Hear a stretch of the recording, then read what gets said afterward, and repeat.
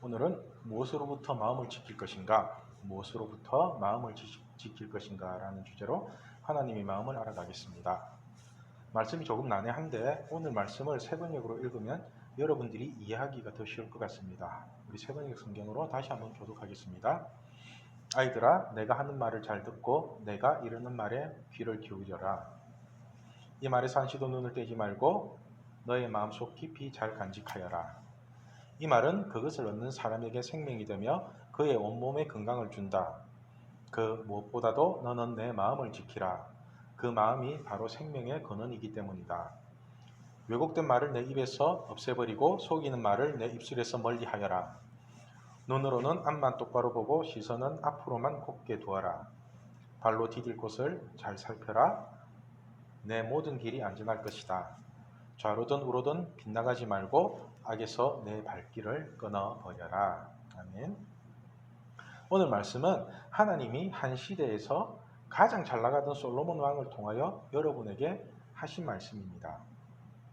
솔로몬 왕은 여러분들도 잘 아시다시피 가장 돈이 많은 사람이었고 후궁이 700명, 첩이 300명, 그러니까 1000명의 여자와 놀아본 사람이었고 막판에는 하나님의 경고마저도 우습게 여긴 사람이었습니다. 지혜와 부귀와 영화를 하나님께 받은 솔로몬 왕은 전도서 2장 10절에 이런 말을 합니다.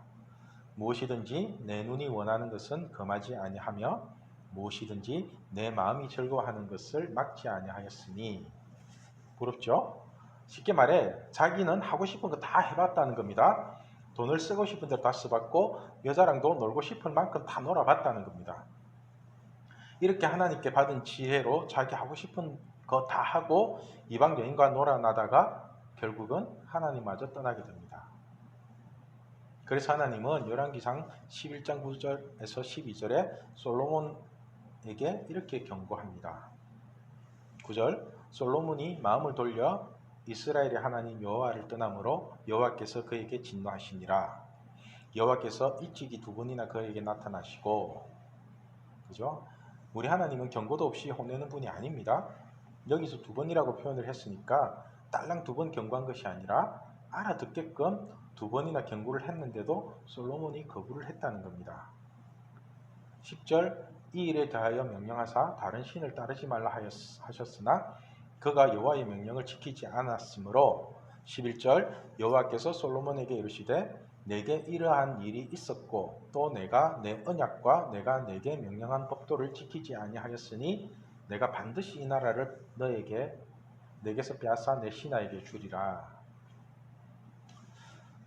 이처럼 한 시대를 살면서 자기 하고 싶은 대로 다 해본 솔로몬 왕이 여러분에게 하는 말입니다. 그 중에서도 가장 핵심적인 말씀이 바로 오늘 본문 23절 말씀입니다. 우리 23절 말씀 같이 읽겠습니다. 모든 지킬 만한 것 중에 더욱 내 마음을 지키라. 생명의 근원이 이에서 남이니라. 아멘. 놀만큼 놀아본 솔로몬 왕은 다른 모든 것보다 더욱 내 마음을 지키라고 합니다. 그 이유가 생명의 근원이 우리의 마음에 있기 때문이랍니다. 여러분, 우리의 생명의 근원은 무엇일까요? 무엇인 것 같아요? 바로 하나님, 성경님, 예수님입니다. 같은 말입니다. 하나님은 태초에 사람을 창조하시고 우리에게 숨을 불어넣어 주십니다. 그 생기로 인해 우리가 살아있는 것입니다. 이 생기가 우리에게 없다면 우리는 살았다 하나 죽은 자입니다. 쉽게 말해 우리에게 하나님이 없다면 좀비가 되는 것입니다. 이처럼 하나님이 우리의 마음에 계시기 때문에 다른 그 무엇보다도 마음을 지키라는 것입니다. 마음을 지킨다는 것은 우리 마음속에 있는 하나님을 빼앗으려는 세력이 있다는 말입니다. 에베소서 6장 12절에도 우리의 씨름은 혈과 육을 상대하는 것이 아니요 통치자들과 권세들과 이 어둠의 세상 주관자들과 하늘에 있는 악의 영들을 상대함이라고 말씀하고 있습니다. 이처럼 악한 영들은 우리 마음속에 있는 기쁨과 평안을 빼앗으려고 기회를 엿보고 있습니다. 그래서 오늘은 이 악한 영들이 어떻게 여러분들의 마음을 빼앗는지, 그리고 여러분은 어떻게 마음을 지켜야 되는지를 3가지로 살펴보도록 하겠습니다. 첫 번째, 새로운 친구로부터 마음을 지켜야 합니다.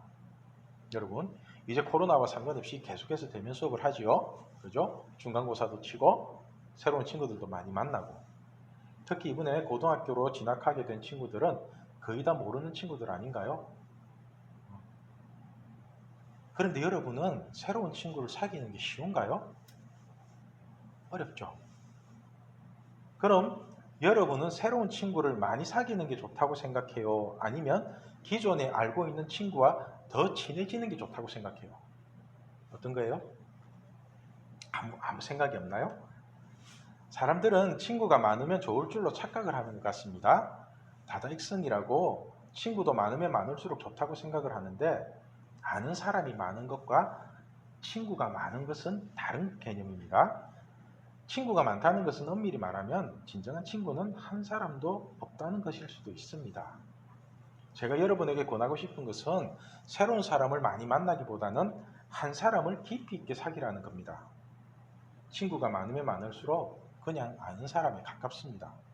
사람들은 많은 친구를 사귀기 위해 기존에 알고 있는 친한 사람에게 소홀히 합니다. 그래서 새로운 사람과 친해지기 위해 소중한 사람을 잃어버리는 경우가 참 많습니다. 진정한 친구를 사귀기 위해서는 많은 시간이 필요합니다. 과거에 우리 모친이 학교 가서 친구를 사귈 때는 나보다 공부도 잘하고 나보다 나은 놈을 사귀라고 했습니다. 우리 모친뿐만 아니라 대부분의 부모들이 다 자신보다 나은 친구를 사귀기를 원하는 것 같습니다. 그런데 지금 가만히 생각해 보면 그런 놈이 굳이 왜 나랑 친구를 할까라는 생각이 듭니다. 그 친구는 뭐 지보다 공부도 못하고 지보다 못한 나와 왜 친구를 할까요? 그죠? 그러니까 다 끼리끼리 논다는 말이 맞는 것 같습니다. 저도 예수님을 믿기 전에는 친구가 많으면 좋을 줄 알았습니다. 그리고 친구가 많다는 것이 자랑이 되기도 합니다. 지금도 많은 연예인들이 자기 휴대폰에 저장된 이름이 수백 명, 수천 명이 된다고 자랑을 하기도 합니다. 그런데 이 사람들은 친구라는 단어를 사용하지만 실상은 하나의 인맥에 불과합니다. 서로 품앗이를 하듯이 서로 조금씩 이용하고 이용당하고 살자는 것입니다. 제가 10년 된 친구에게 20년 된 친구에게 사기당해서 잘나가던 사업장 문을 닫고 일용직 하는 사람, 배달하는 사람 수도 없이 만났습니다. 10년, 20년을 만난 사람에게 사기를 치는 사람이 무슨 친구입니까? 진정한 친구라면 이런 짓 못합니다. 성경에서 말하는 친구는 이런 개념이 아닙니다. 예수님은 요한복음 15장 12절에서 14절에 진정한 친구가 무엇인지를 정확하게 가르쳐 주십니다. 자, 우리 같이 읽겠습니다. 내 계명은 곧 내가 너희를 사랑하는 것 같이 너희도 서로 사랑하라 하는 이것이니라. 사람이 친구를 위하여 자기 목숨을 버리면 이보다 더 큰 사랑이 없나니 너희는 내가 명하는 대로 행하면 곧 나의 친구라. 아멘. 이처럼 성경에서 말하는 친구는 서로 사랑하는 마음이 있어야 합니다. 예수님이 우리를 사랑한 것 같이 우리도 서로 사랑하라는 것입니다. 그러면 친구가 될 수 있습니다. 그럼 사랑이 뭘까요? 사랑이 뭔 것 같아요? 유행어 가사에는 사랑은 눈물의 씨앗이다, 얄미운 나비다 이러고 있는데, 사랑이란 전에도 말씀드렸듯이 하나님 자체가 사랑입니다. 요한일서 4장 7절 8절 말씀입니다. 우리 같이 읽을게요.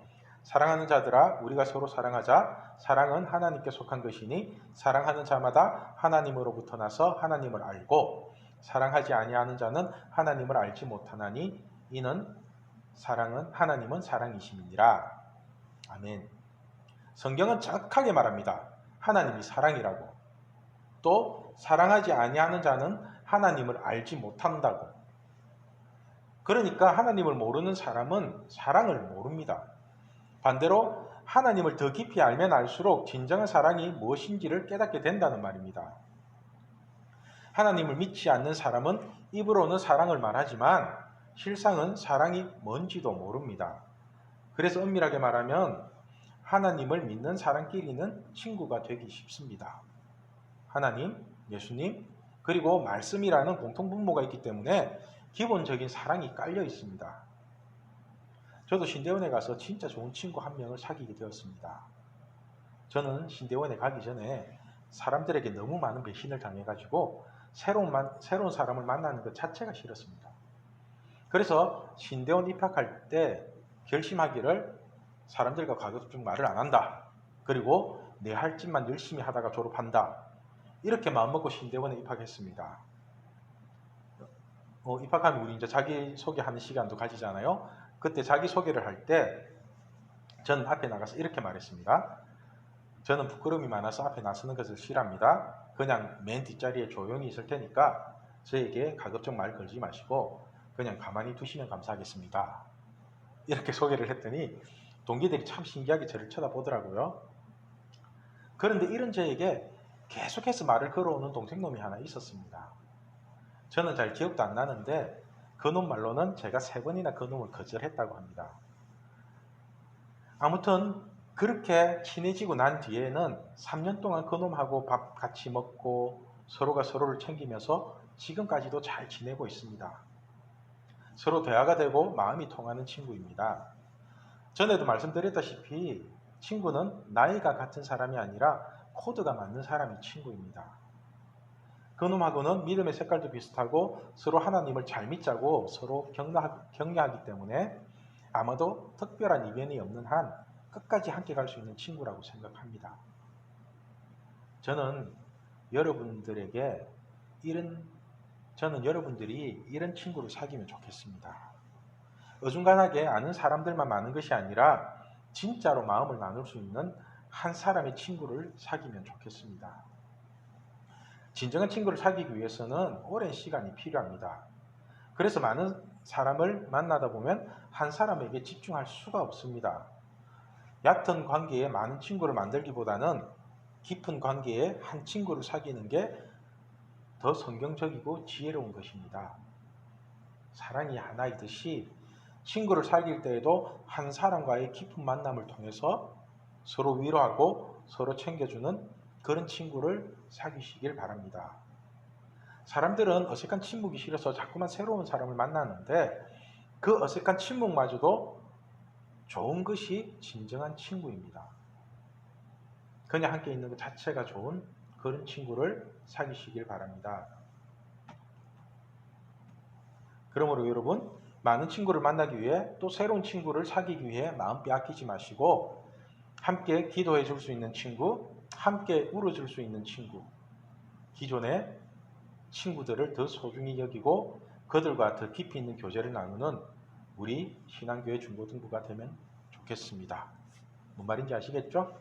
서로 인사 한번 할까요? 당신은 저에게 소중한 친구입니다. 두 번째, 성적으로부터 마음을 지켜야 합니다. 요번에 시험 친 친구들 중간고사 성적은 괜찮나요? 이런 질문 자체가 부담스러운 친구들도 있죠. 영아야 괜찮니? 1987년도에 나온 영화 중에 행복은 선적순이 아니잖아요 라는 영화 제목이 있습니다. 지금부터 31년 전의 영화인데 혹시 들어보셨나요? 들어보셨어요? 내용은 뻔한 내용입니다. 전교 1등 하는 애가 공부 못하는 애와 놀다가 전교 7등을 합니다. 전교 7등도 잘했는데 그죠? 그런데 공부밖에 모르는 부모님의 차가운 시선을 견디지 못하고 자살하게 되는 이야기입니다. 31년 전이나 지금이나 부모님들에겐 성적이 중요한가 봅니다. 자녀가 잘 되기를 바라는 마음에서 성적을 중요시하는 것 같은데 모순도 이런 모순이 없습니다. 자녀가 잘 되기를 바란다면 자녀가 중요하지 성적이 중요한지 성적이 왜 중요한지 저로서는 이해가 되질 않습니다. 이것이 바로 예수님의 생각입니다. 우리 예수님에게는 여러분의 성적이 중요한 것이 아니라 여러분 자체가 소중한 존재입니다. 여러분 명심하십시오. 여러분이 공부를 잘하든 못하든 여러분 자체가 소중하고 여러분 자체가 하나님의 자녀입니다. 공부를 잘하면 하나님의 자녀고 공부를 못하면 버림받은 자녀 그런 게 아닙니다. 제가 이때까지 여러분을 만나면서도 공부를 잘하는지 또는 성적이 어떠한지 물어본 적이 없습니다. 단지 공부를 좋아하는지 공부를 싫어하는지를 물어봤을 뿐입니다. 왜냐하면 공부하는 것을 좋아하면 인문계를 가도 되는데 공부하는 것을 싫어하는데 인문계를 가면 골치가 아프기 때문입니다. 공부도 예체능과 똑같은 시각으로 바라봐야 합니다. 축구를 좋아하는 사람이 축구 선수가 되고 노래를 좋아하는 사람이 뮤지션이 되듯이 공부를 좋아하는 사람이 학자가 되는 것입니다.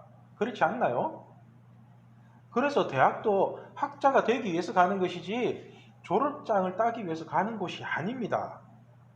그러니까 여러분, 성적을 올리는 게 중요한 것이 아니라 자기가 잘하는 것, 그리고 자기가 좋아하는 것이 무엇인지를 찾는 것이 중요합니다. 자기가 잘하는 것, 자기가 좋아하는 것을 가지고 미래를 꾸며 나가는 것이 지금 여러분이 해야 할 일입니다. 미래는 대학을 졸업한 뒤에 생각하는 것이 아닙니다. 여기에 대한 구체적인 얘기는 이번 여름 수련회에 조금 더 구체적으로 하겠습니다. 아무튼 여러분, 성적에 마음을 빼앗기지 마십시오. 성적은 별거 아닙니다. 행복이 성적순이 아니듯이 하나님의 사랑도 성적순이 아닙니다. 오히려 하나님은 세상의 미련한 것들을 택하셔서 세상에 지혜 있는 자들을 부끄럽게 하신답니다. 쉽게 말해 하나님은 하나님 잘 믿는 전교 꼴찌를 택해서 나중에 전교 1등한 놈을 부하직원으로 쓰게 만든다는 겁니다. 이해가 되세요? 우리 하나님이 찾는 사람은 철저히 하나님께 예배하는 사람입니다. 요한복음 4장 23절 말씀입니다. 우리 같이 읽겠습니다. 아버지께 참되게 예배하는 자들은 영과 진리로 예배할 때가 오나니 곧 이때라. 아버지께서는 자기에게 이렇게 예배하는 자들을 찾으시느니라. 아멘. 이처럼 하나님은 공부 잘하는 사람, 성적이 좋은 사람을 찾는 것이 아니라 철저히 하나님만 바라보며 아버지께 예배하는 자를 찾으십니다. 이러한 예배자를 하나님이 높여주기 시작하면 세상이 감당치 못하는 사람이 되는 것입니다. 여러분, 하나님이 원하시는 일은 여러분이 성적을 잘 받는 것이 아닙니다. 성적은 상대적인 거라서 여기서 전교 1등을 해도 다른 학교에 가면 전교 꼴찌가 될 수도 있습니다. 성적이 낮은 학교에서 전교 1등 하는데 영재고나 국제고 이런 데 가면 전교 꼴찌입니다. 하나님이 여러분에게 원하시는 일은 딱 한 가지입니다. 딱 한 가지. 바로 예수님을 올바르게 제대로 믿는 것입니다. 예수님의 제자들도 하나님의 일을 하고 싶어서 예수님께 묻습니다. 아마 지금의 여러분들도 어떻게 해야 하나님의 일을 할지 묻는다면 예수님은 똑같은 말씀을 하실 것입니다. 요한복음 6장 28절, 29절 말씀입니다. 우리 같이 읽을게요. 그들이 묻되 우리가 어떻게 하여야 하나님의 일을 하오리이까? 예수께서 대답하여 이르시되 하나님께서 보내신 이를 믿는 것이 하나님의 일이니라 하시니. 아멘. 여러분, 하나님께서 보내신 이를 믿는 것이 하나님의 일입니다. 다시 말해 마음을 다하고 뜻을 다하고 힘을 다하고 목숨을 다해서 예수님을 제대로 믿는 것이 바로 하나님의 일이라는 것입니다. 공부를 잘한다고 해서 하나님께 쓰임받는 것이 아닙니다. 공부 잘해서 뭐 하시려고 그래요? 뭐 하시려고요? 공부 잘해가지고? 하나님이 그 길을 막은 것 뿐인데? 저번 시간에도 말했죠. 인생은 여러분 계획대로 절대로 안 될 거라고. 여러분 인생의 주권은 하나님께 있다는 것을 명심하십시오. 여러분, 성적이 1등이라고 세계 1등이 되는 것이 아니라 철저한 예배자로 살아가는 것이 세계 1등이 되는 비결입니다. 그러므로 성적에 마음 빼앗기지 마시고 철저한 예배자로 살아가는 우리 신앙교회 중고등부가 되길 바랍니다. 세 번째, 이성으로부터 마음을 지켜야 합니다. 청소년들의 고민에 대한 설문을 하면 항상 1, 2위를 다투는 것이 진로 문제와 이성 문제입니다. 그죠? 특히 이번에 남녀공학을 진학하게 된 친구들 때문에 조금 걱정이 많습니다. 혹시나 제비 같은 그놈에게 아니면 꽃뱀 같은 그녀에게 마음을 빼앗길까봐. 요즘은 더 불안한 게 네트워크가 너무 잘 돼 있어가지고 서로 학교가 다른데도 학교에 아는 사람 한 사람이 있으면은 그 학교에 어떤 놈이 괜찮은지 어떻게 지내고 있는지를 다 알더라고요. 저는 이해가 안 되는 게 내가 좋아하는 그 놈이 눈앞에 있고 내가 좋아하는 그녀가 눈앞에서 딴 놈과 히득거리는데 과연 공부가 될까? 여러분 공부가 돼요? 아직은 그렇게 눈에 띄는 이성이 없어서 괜찮나요? 저는 여러분이 이성에게 마음을 빼앗기지 마시고 자신을 철저하게 지킬 수 있는 믿음의 사람이 되기를 바랍니다. 이성에게 자신을 지킨다는 것은 항상 기본적인 거리를 둬야 합니다. 잠언 6장을 보면 이성에 관한 참 재미있는 표현이 나옵니다. 27절에서 29절 말씀입니다. 우리 같이 읽을게요. 사람이 불을 품에 품고서야 어찌 그 옷이 타지 아니하며 사람이 숯불을 밟고서야 어찌 그 발이 되지 아니하겠느냐. 남의 아내와 간통하는 자도 이와 같을 것이라. 그를 만나는 자마다 벌을 면하지 못하리라. 아멘. 남녀의 관계를 불로 비유를 합니다. 불을 너무 가까이 하면 불에 타 죽습니다. 그래서 온기만 느껴질 정도의 거리를 두어야 합니다. 그런데 이 거리를 두지 못하면 불에 타서 화상을 입습니다. 아시죠? 화상은 회복 불능인 거. 그죠? 그 상처가 그대로 있습니다. 코로나19에만 생활 속 거리두기가 필요한 것이 아니라 이성과의 만남에도 생활 속 거리두기가 필요한 것입니다.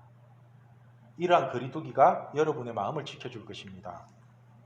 저는 여러분들이 이성에 대한 개념을 정확히 가지고 있으면 좋겠습니다. 지금 여러분이 만나는 이성은 나중에 한 남자의 아내가 될 사람이고 한 여자의 남편이 될 사람입니다. 장난치듯이 너무 쉽게 만나고 쉽게 헤어질 수 있는 그런 사람이 아닙니다. 특히 남학생들 명심하십시오. 여자는 지켜주고 보호해줘야 되는 존재이지 심심할 때 가지고 노는 장난감이 아닙니다.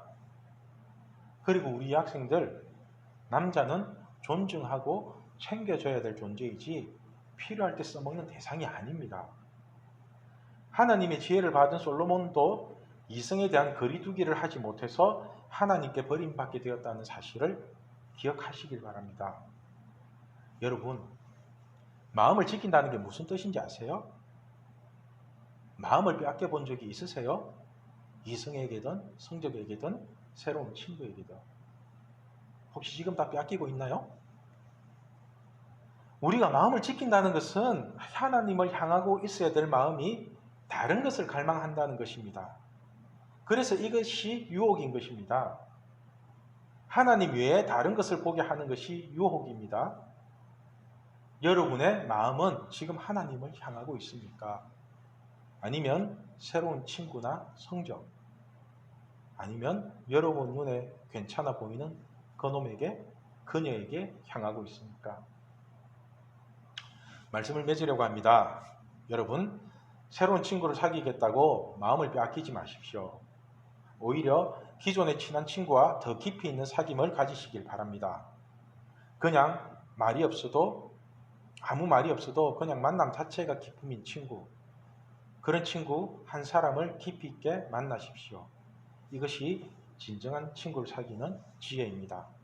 또한 성적에 마음을 빼앗기지 마십시오. 성적이 여러분을 세계 1등으로 만들어주는 것이 아닙니다. 하나님이 여러분을 존귀하게 높여주어야 세계 1등이 된다는 사실을 명심하십시오. 항상 여러분의 마음이 하나님을 향해 있기를 바랍니다. 왜냐하면 하나님이 항상 여러분만 바라보고 계시기 때문입니다. 그리고 이성에게 마음을 빼앗기지 마십시오. 그놈이 옆에서 아무리 뻐꾸기를 날리더라도 쌩까십시오. 그녀가 옆에서 꾀꼬리 같은 목소리로 맛있는 거 사달라고 해도 넘어가지 마십시오. 생활 속 거리두기는 코로나에만 필요한 것이 아니라 이성과의 만남에도 꼭 필요한 것입니다. 저는 여러분의 몸과 마음이 이성으로 인한 상처가 생기지 않았으면 좋겠습니다. 이것이 하나님의 마음입니다. 오늘 말씀은 세상 모든 것을 다 가지고 1000명의 여자와 놀다가 하나님께 버림받은 한 남자가 고백하는 무서운 경고입니다.